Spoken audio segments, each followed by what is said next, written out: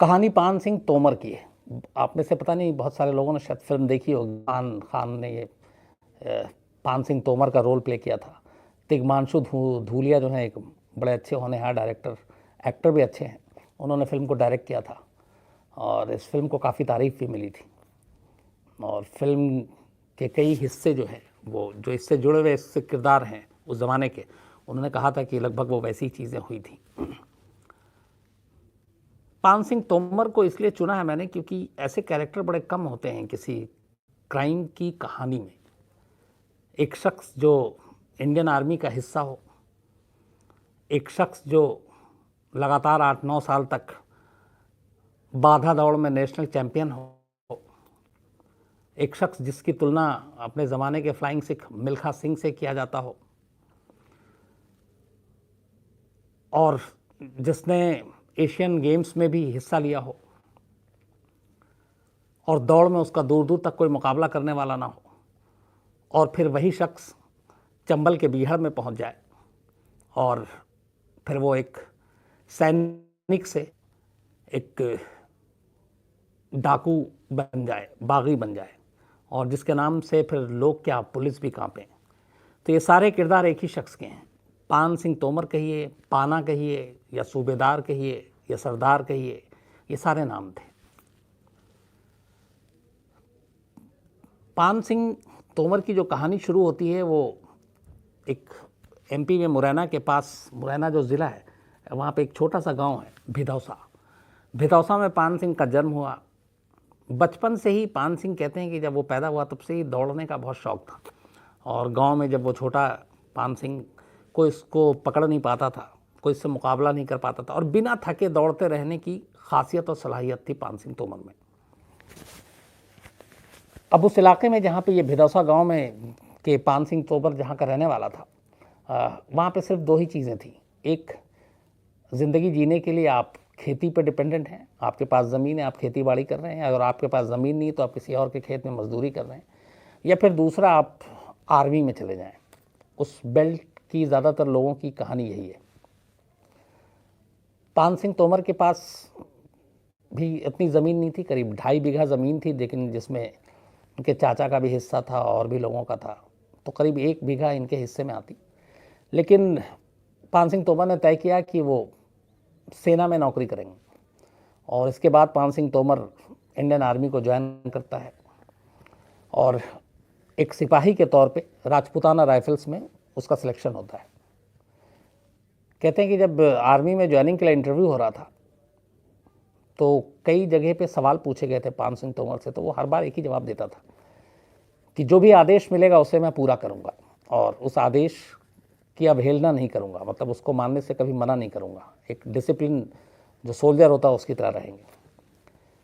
तो राजपूताना राइफल्स से एक सिपाही के तौर पे भारतीय सेना में पान सिंह तोमर का सिलेक्शन होता है।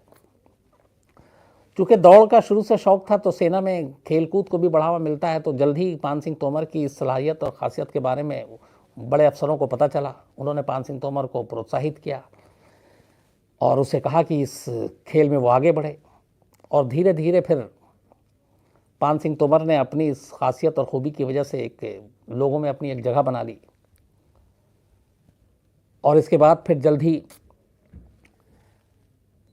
तरक्की भी मिली इस खेलकूद की वजह से, और सूबेदार, एक सिपाही से फिर सूबेदार बना दिया जाता है पान सिंह तोमर को, और रुड़की के बंगाल इंजीनियरिंग ग्रुप में अब उसकी पोस्टिंग हो जाती है और वो वहाँ पे अपना काम करता और दौड़ता, और इस दौरान में वो नेशनल चैम्पियन लगातार 8 साल।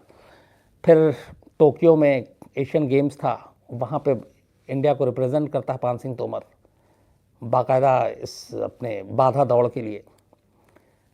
हालांकि उस एशियन गेम्स में यह था कि पान सिंह तोमर मेडल ज़रूर जीतेगा, लेकिन वो जीत नहीं पाता। उसकी भी एक अजीब कहानी ये थी कि पान सिंह तोमर ने अपनी पूरी ज़िंदगी में जब भी वो दौड़ा, बिना जूते के दौड़ा।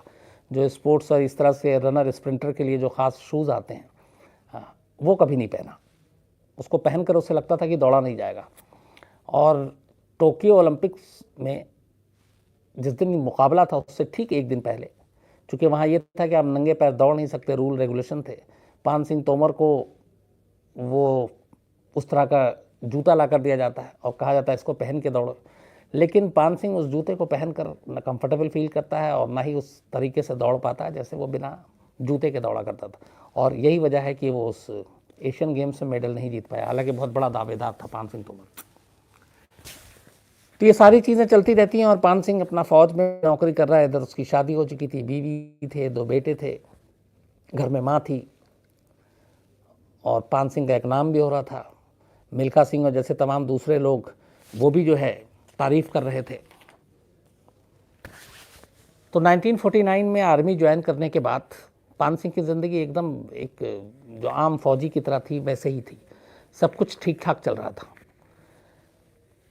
इसके बाद 1979 में पान सिंह तोमर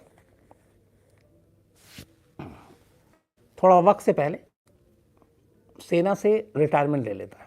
उसकी वजह है कि इस दौरान में उसे पता चलता है कि उसके गांव में ज़मीन के उस टुकड़े को लेकर जो उसका था कुछ झगड़ा चल रहा है।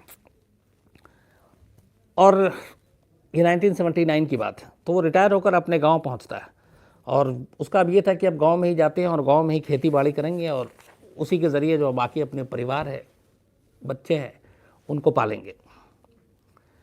तो जैसा मैंने शुरू में आपको बताया था कि वो 2.5 बीघा की ज़मीन की बात थी, तो उसमें से इसके पान सिंह तोमर के चाचा ने वो ज़मीन वहाँ के उस गांव के एक दबंग थे बाबू सिंह तोमर और उसका भाई जांडेल सिंह, उसके पास गिरवी रखी हुई थी और वो जो पान सिंह तोमर के हिस्से की ज़मीन थी उसको भी गिरवी रख दी थी।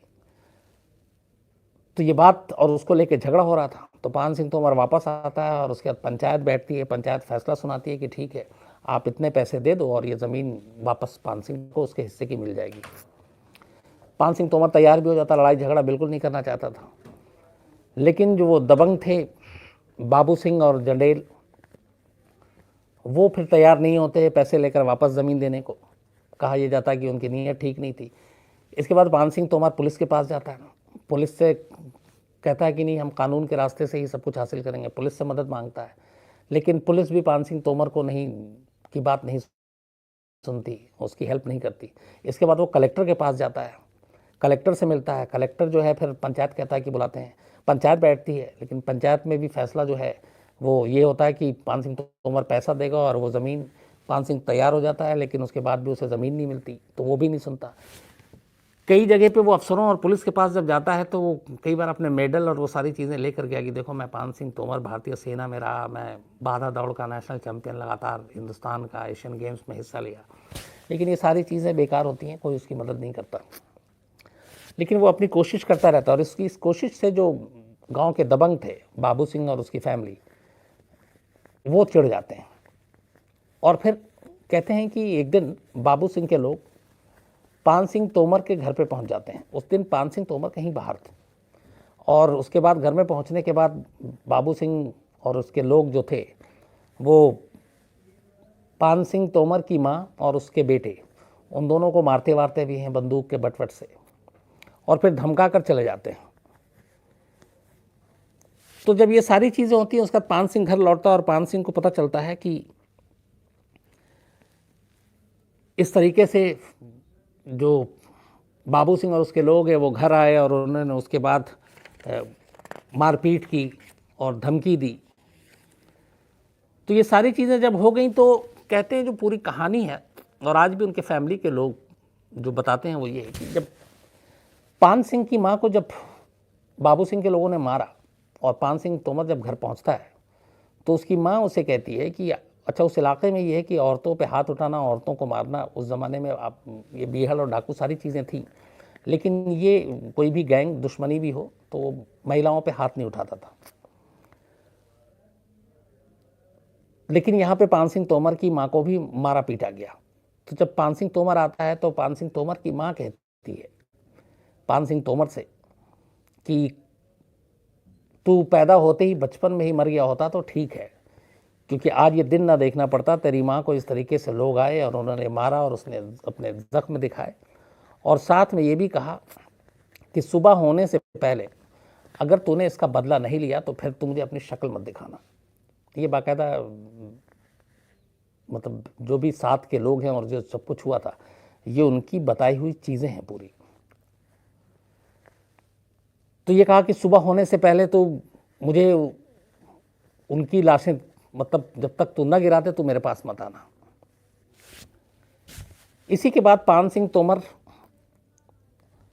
अपने भाई और भतीजे के साथ बाबू सिंह के घर पहुंचता है, जो कि भिंड में ही था, और वहां जाने के बाद बाबू सिंह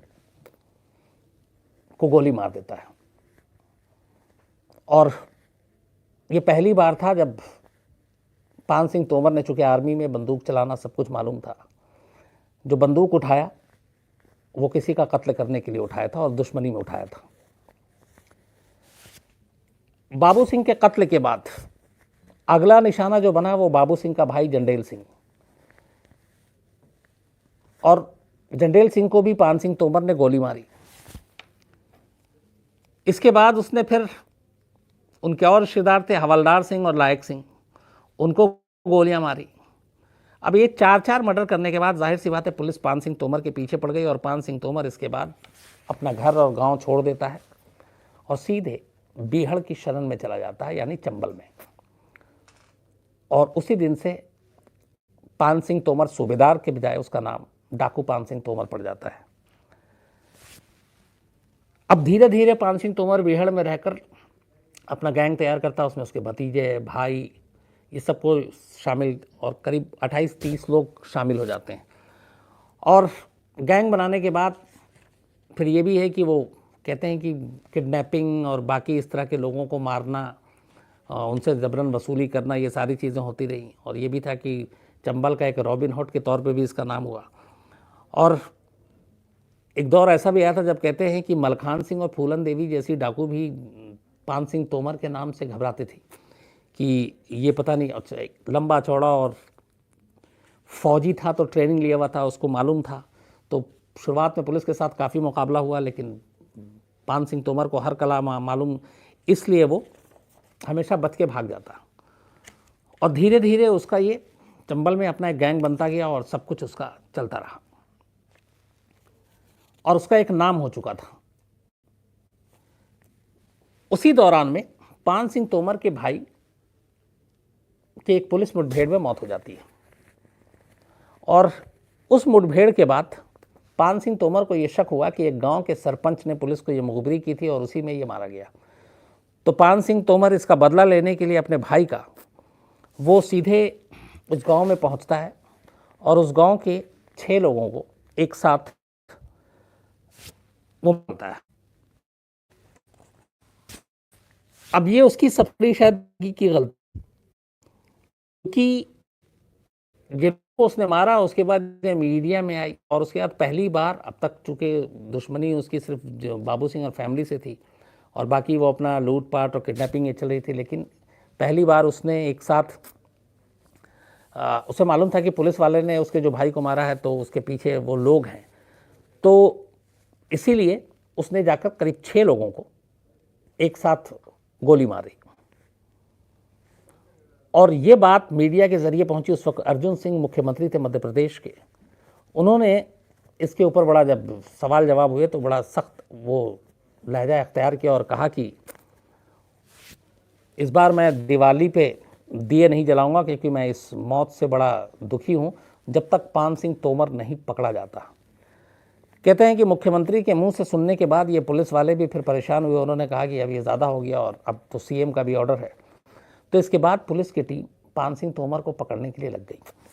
अब तक पान सिंह तोमर ने लगभग 2-3 साल में जो किया था वो इस तरह की कोई कत्लेआम नहीं किया। हालांकि इस 6 लोगों को मारने के बाद एक लोकल जर्नलिस्ट को पान सिंह ने बुलाया अपने पास और इंटरव्यू दिया, और उसने कहा कि जो 6 लोग मारे हैं मैं मारना नहीं चाहता था, लेकिन मैं अपने भतीजे को रोक भी नहीं पाया, भतीजा साथ में ही था, लेकिन मुझे अफसोस है। तो ये मीडिया में भी उसका इंटरव्यू आना, इससे और भी जो है वो सरकार को फिर बुरा लगा। तो अब जो है वो पूरी टीम पुलिस की वो लग गई पान सिंह तोमर को पकड़ने के लिए और ये जानने के लिए कि पान सिंह तोमर कहाँ हैं। और चूंकि एक सीएम का ऊपर से था और 6 लोगों की मौत से लोग भी गुस्से में थे, तो मुरैना और भिंड के आसपास जितने पुलिस वाले थे वो एक्टिव हो गए अब पान सिंह तोमर के पीछे, कि उसका सुराग ढूंढे। पान सिंह तोमर की खासियत ये भी थी कि वो जब भी कहीं किसी गांव में जाता था शरण करने या आराम करने के लिए, तो अपने पास वो एक माइक रखता था, लाउड स्पीकर, और बाकायदा वो ऐलान करता था कि मैं दस्यु सम्राट या बागी पान सिंह तोमर हूँ और आ गया हूँ। और इससे लोग डर जाते थे। वो बाकायदा ऐलान करता था माइक पे, उसको शौक था। तो अब पुलिस पीछे पड़ गई इस 6 लोगों के जो हत्या हुई उसके बाद। तो वहाँ के एक सर्किल इंस्पेक्टर चौहान थे, उनको भी लगा कि सीएम ने ऐसा कहा और वो एरिया वही है तो उसको कुछ काम करना चाहिए। तो वो फिर पान सिंह तोमर की छोटी छोटी जानकारियाँ इकट्ठा करना उसने शुरू की। इसी दौरान में कुछ लोग ऐसे जो किडनैप हुए थे और रैंसम देकर वापस आ गए थे, उन सब से लोगों से भी पूछताछ हुई, उनके ज़रिए कुछ जानने की कोशिश की गई। तो एक बंदा, एक जिसको किडनैप किया था पान सिंह तोमर ने और पैसे लेके छोड़े थे, उससे जब पूछा गया कि तुमको कहाँ रखा था, तो उसने बताया हमें तो आँख पे पट्टी बांध के ले गया था, लेकिन 2-3 चीज़ें थीं। उसने बोला मुझे जहाँ रखा गया, एक तो मुझे वहाँ से ट्रक और गाड़ियों के जाने की आवाज़ सुनाई देती थी, हॉर्न की आवाज़ सुनाई देती थी, तो इससे ये लगता था कि हाईवे आसपास में है। दूसरा, मुझे ट्रेन की भी आवाज़ सुनाई देती थी, इंजन की सीटी की, तो इसका मतलब है कि रेलवे स्टेशन भी आसपास था या रेलवे ट्रैक भी आसपास था। तो जब ये सारी चीज़ें छोटी छोटी जानने की शुरू की, तो फिर पुलिस ने ज़ीरो इन किया एक गांव को, और वहाँ से हाईवे भी नज़दीक और रेलवे ट्रैक भी बिल्कुल नज़दीक। फिर कुछ और ऐसी चीज़ें मिली जिससे पता चला कि पान सिंह तोमर यहाँ आकर रहता है। वो एक गांव था, छोटा सा गांव, और दलितों का गांव था। तो इंस्पेक्टर को जब ये सारी चीज़ें पता चली, उसने छोटी छोटी इन्फॉर्मेशन जो जुटाई और फिर मुखबिर भी लगा दिए। इसके बाद तब वहाँ पे जो एसएसपी थे, वो मिस्टर विजय रमन एक एसएसपी हुआ करते थे, वो थे। एक दिन अचानक कहते हैं कि एसएसपी रमन के पास एक सिपाही आया और सिपाही ने कहा कि एक मुखबिर आपसे मिलना चाहता है।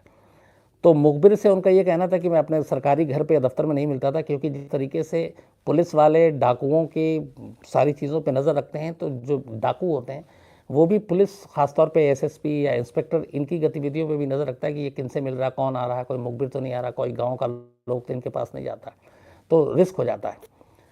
तो खैर वो मुखबिर से मिलने के लिए गए, तो मुखबिर ने बताया कि पान सिंह तोमर इस गाँव में आया हुआ। अब खबर पक्की थी। उधर इंस्पेक्टर ने भी, जो लगा हुआ था पीछे चौहान, उसको भी पता चला कि खबर पक्की, और 18 लोगों के साथ पान सिंह तोमर इस गांव में है। अब इसके बाद मीटिंग होती है एसएसपी विजय रमन के साथ। तो उस वक्त एक सरकार ने एक दो ऐसे मुठभेड़ हुए थे जिसमें पुलिस वालों का नुकसान हुआ था चंबल की वजह से। तो सरकार ने एक कानून अघोषित रूप से हर पुलिस वालों को एक ऑर्डर जारी कर रखा था कि अगर आप किसी गैंग या किसी ऐसे बीहड़ में इनकाउंटर करने जा रहे हैं, तो पहले ये पता कीजिए कि उस गैंग में कितने लोग हैं, और जो जितने भी लोग हैं उससे 10 गुना फोर्स आपके पास ज़्यादा होनी चाहिए। अगर वो 10 हैं तो आप 100 लोग जाएं, अगर वो 15 हैं तो आप 150 लोग जाएं, लेकिन उससे कम नहीं, ताकि नुकसान ना हो। तो ये एक सरकार का ऑर्डर था जिससे पुलिस वाले मना नहीं कर सकते थे। तो पता चला कि पान सिंह तोमर के गैंग में 18 लोग हैं, तो अब उस हिसाब से 180 पुलिस वाले होने चाहिए थे। तमाम कोशिश कर ली पूरे ज़िले में, लेकिन उतने पुलिस वाले हुए नहीं। करीब 115-20 पुलिस वाले किसी तरह मिले, लेकिन ये था कि अब ये ऑपरेशन छोड़ें या पकड़ें, लेकिन पान सिंह तोमर आया हुआ, खबर पक्की है, ये मौका छोड़ना भी नहीं चाहते थे। तो फिर ये तय हुआ कि नहीं, जाएंगे। और इसके बाद पुलिस की टीम उस गांव में पहुंचती है। गांव को चारों तरफ से घेर लिया जाता है, और जो एसएसपी विजय रमन, इंस्पेक्टर, डीएसपी, इंस्पेक्टर नहीं, जो वो बाहर, बाकी ये लोग गांव के एक छत पे जाके डेरा डाल देते हैं। फोर्स सरकार के हिसाब से कम था, मतलब एक तरह से आदेश का उल्लंघन था, लेकिन ये है कि पान सिंह तोमर को बच के जाने भी नहीं देना है। और उस वक्त जो पुलिस के पास हथियार थे, वो सिर्फ 2 तरह के हथियार इन लोगों को मिला हुआ था। एक 303 राइफल था, और दूसरा जो था वो SLR, सेल्फ लोडिंग राइफल जिसको कहते हैं। इसके अलावा कोई इनके पास लेटेस्ट वेपन नहीं था। अब 303 राइफल में एक प्रॉब्लम आती है, उसमें यह है कि आप एक बार में एक ही फायर कर सकते हैं। अगर आपने एक गोली चला दी तो फिर आपको दूसरा फायर करने के लिए दोबारा उसमें गोली जो है वो लोड करनी पड़ेगी, डालनी पड़ेगी। तो सिचुएशन कई बार ऐसा होता है जब आप इनकाउंटर में होते हैं कि इतना वक्त नहीं होता कि आप गोली लोड करें, तब तक दुश्मन जो है आप पे अटैक न कर दे। लेकिन मजबूरी थी, इनके पास सिर्फ 303 राइफ़ल और दूसरा जो SLR था इनके पास, सेल्फ लोडिंग राइफ़ल, उसमें बस ये खासियत थी कि एक फायर करने के बाद जो दूसरी गोली है वो अपने आप मैगज़ीन में चली जाती थी। मतलब उसको आपको मैनुअली गोली मैगज़ीन में डालने की ज़रूरत नहीं है। एक फायर के बाद दूसरी गोली अपने आप मैगज़ीन में चली जाती है और फिर फायर हो जाता है। तो 30 ऐसे हथियार इनको मिले ख़ास इस ऑपरेशन के लिए, 303 और SLR की, और इसके बाद ये लोग लेकर पहुंच जाते हैं वहाँ पे। शाम को ही गांव में चुपचाप दबे कदमों चारों तरफ से घेर लिया जाता है गांव को। के बाद ये छत पे पहुंचते हैं। इसी दौरान में विजय रमन के हिसाब से ये गांव में सब कुछ बहुत खामोशी से चल रहा था। एक शख्स बहुत तेज़ दौड़ता हुआ आता है। जब वो दौड़ता हुआ जा रहा था तो एक पुलिस वाला उसको पकड़ कर और फिर ले आता है जहाँ पे ये गांव के अंदर ये पुलिस की टीम पोजीशन ली हुई थी। तो वो SSP के सामने लाया जाता है, उसको पूछा जाता है कि कौन है। ये था कि पान सिंह तोमर के गैंग का है। लेकिन वो बोलता है कि साहब आप मुझे क्यों पकड़ रहे हो, मुझे क्यों मार रहे हो, हिम्मत हो तो जाके उसको पकड़ो, आपके पीछे ही है। तो वो इशारा करता है पीछे, मतलब कि पीछे एक घर में पान सिंह तोमर छुपा हुआ है। अब यहाँ पे पुलिस के सामने एक दिक्कत ये थी, अच्छा उस आदमी के भागने के बाद अचानक एक तरफ से उस गाँव में गोलियाँ चलनी शुरू हो जाती हैं। जब वो गोलियाँ चल रही थी तो अब इधर से गोली चलाएं तो दिक्कत ये थी कि एक तरफ पुलिस ने चारों तरफ गांव को घेर रखा बाहर से, लेकिन अंदर में जिस मकान में पुलिस की टीम ने डेरा डाला हुआ है वो किस मकान की छत पे पुलिस की टीम है, ये बाहर जो पुलिस वाले खड़े हैं उनको आइडिया नहीं था। तब ये हुआ कि ये जो बीच में पुलिस वाले हैं जिसमें SSP खुद है, तो बाहर से पुलिस जो खड़ी है वो अगर गोली चलाती है तो उसे आइडिया ही नहीं है कि डाकू किस घर में और पुलिस वाले किस घर में है। तो इन पुलिस वालों को रिस्क ये था कि ये डाकू की गोली से भी मारे जा सकते हैं और अपने ही पुलिस वालों की भी गोली से मारे जा सकते हैं, क्योंकि जानकारी तो है नहीं। तब पहला ये था कि किसी तरह बाहर जो गांव को घेर कर पुलिस वाले खड़े हैं उन तक ये मैसेज पहुंचाया जाए कि हमारी टीम यहाँ पर है, एग्जैक्ट लोकेशन ये है, ताकि उधर फायरिंग ना हो। किसी तरह से मैसेज पहुँचता है, धीरे धीरे उन लोगों को पता चल जाता है, तो अब ये आधा मसला हल हो जाता है। लेकिन जो उस वक्त वहाँ पे डिप्टी SP और इंस्पेक्टर थे, उनका ये कहना था कि हमें शुरू के 1-2 घंटे किसी तरह निकालने हैं, क्योंकि इनके जैसे जैसे हथियार की गोलियां ख़त्म होती जाएंगी ये बेचैन होंगे और परेशान होंगे, क्योंकि उनका टारगेट एक ही होगा, उनका मकसद एक ही होगा कि अब चूँकि पुलिस को पता चल चुका है तो इस गाँव से किसी तरह बाहर निकलना और भागना, और गाँव की घेरेबंदी है।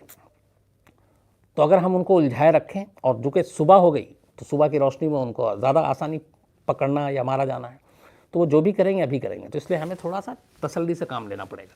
तो धीरे धीरे पहले वो फायर करते रहे, उसके बाद फिर फायरिंग कम हुई, फिर पुलिस ने बाहर से फायरिंग की और ये सब कुछ चलता रहा करीब 9 घंटे तक। इसी बीच में पान सिंह तोमर ने अपने आदत के हिसाब से, जो हमेशा जब किसी गांव में या डाका डालने या कुछ करने जाता था, तो जो मैंने आपको बताया कि लाउड स्पीकर पर ऐलान करता था और ये कहता था कि मैं सूबेदार या दस्सू पान सिंह तोमर बोल रहा हूँ और आ गया हूँ। तो ये उसका एक स्टाइल था जिससे लोग घबराते थे, डरते थे। उस रात जब ये ऑपरेशन चल रहा था तो अब तक पुलिस गोली चला रही है अंधेरे में, डाकू की तरफ से भी चल रही है, लेकिन पान सिंह तोमर एग्जैक्ट किस घर में, किस लोकेशन में, उस कहाँ पे है, ये पता नहीं चल रहा था। और यहीं पान सिंह तोमर एक सबसे बड़ी गलती कर देता है। वो अचानक अपना वही लाउड स्पीकर उठाता है और बोलता है पुलिस वालों को संबोधित करते हुए कि सब के सब मारे जाओगे, पान सिंह तोमर हूँ, निकल जाओ यहाँ से। साथ में एक आध लाइन और भी थी। तो जैसे ही पान सिंह तोमर ये बोलता है, पुलिस वालों को जिधर से ये आवाज़ है वो लोकेशन पता चल गया कि ये आवाज़ इस घर से आ रही, इस जगह से आ रही। तो पुलिस के लिए थोड़ा सा काम ईजी हो गया कि पान सिंह तोमर कहाँ पे है, और इसके बाद फिर फायरिंग शुरू होती है। ये चलती रहती है। इसके बाद सुबह जब रोशनी आती है तो वहाँ करीब 10 लाशें पड़ी हुई थी, और तब तक पुलिस वालों को मालूम नहीं था कि इसमें से कौन पान सिंह तोमर, क्योंकि पान सिंह तोमर की जो इनके पास तस्वीर थी वो पुरानी तस्वीर थी। बट एक पान सिंह तोमर के बारे में पुख्ता जानकारी उनकी ये थी कि वो 6 फीट और कुछ इंच लंबा है, और उससे लंबा उसके गैंग में और कोई नहीं है। तो उन लाशों में एक बहुत लंबी लाश भी नज़र आई। फिर कुछ लोग आए, उन्होंने शिनाख्त की, तो वो पान सिंह तोमर था।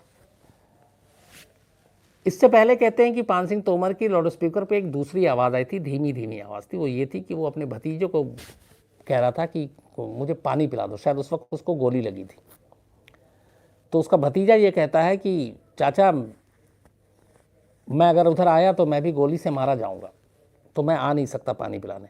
इसके बाद पान सिंह तोमर फिर एक धीमी आवाज़ में उसी लाउड स्पीकर से कहता है कि अगर कोई यहाँ पे राजपूत है तो वो मुझे पानी पिला दे। कहते हैं एक पुलिस वाला ये सुनकर उसकी तरफ बढ़ने लगा था पानी लेकर, लेकिन जो इंस्पेक्टर था उसने उसको डांटा। उसने कहा कि पुलिस वालों की कोई ज़ात और धर्म नहीं होता, और वो तुम्हें बुला रहा है, तुमको गोली भी मार सकता है, इसलिए मत जाओ। तो वो खैर गया नहीं, वापस लौट आया। और इसके बाद फिर सुबह जो है पान सिंह तोमर की उन लाशों में एक लाश मिलती है। और इस तरीके से एक एथलीट, एक सूबेदार, एक कई हिंदुस्तान को जो अंतर्राष्ट्रीय खेलों में भी रिप्रेजेंट करने वाला, उसकी मौत हो जाती है। हालांकि उसके भतीजे, ख़ास बात यहाँ पे ये कि उसका जो भतीजा था वो भी डाकू, बाद में वो उसने फिर सरेंडर कर दिया, फिर वो छूट गया 11 साल जेल में रहने के बाद, और अब वो अपना काम करता है। ख़ानदान के सारे लोग पान सिंह तोमर की दुश्मनी में उसके साथ शामिल हुए, चाचा हों, भतीजे हों और दूर के रिश्तेदार हों। लेकिन पान सिंह ने अपने दोनों बेटों को हमेशा इनसे दूर रखा।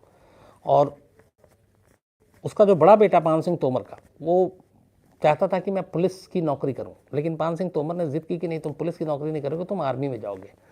और बाकायदा आर्मी में भेजा, और वो भी सूबेदार बनकर रिटायर हुआ, और अभी यहीं झांसी के पास पूरा फैमिली रह रहा है और बच्चे हैं। और उनकी फैमिली में आज भी ये है कि जाना है तो आर्मी में जाओ। तो ये थी पूरी कहानी पान सिंह तोमर की।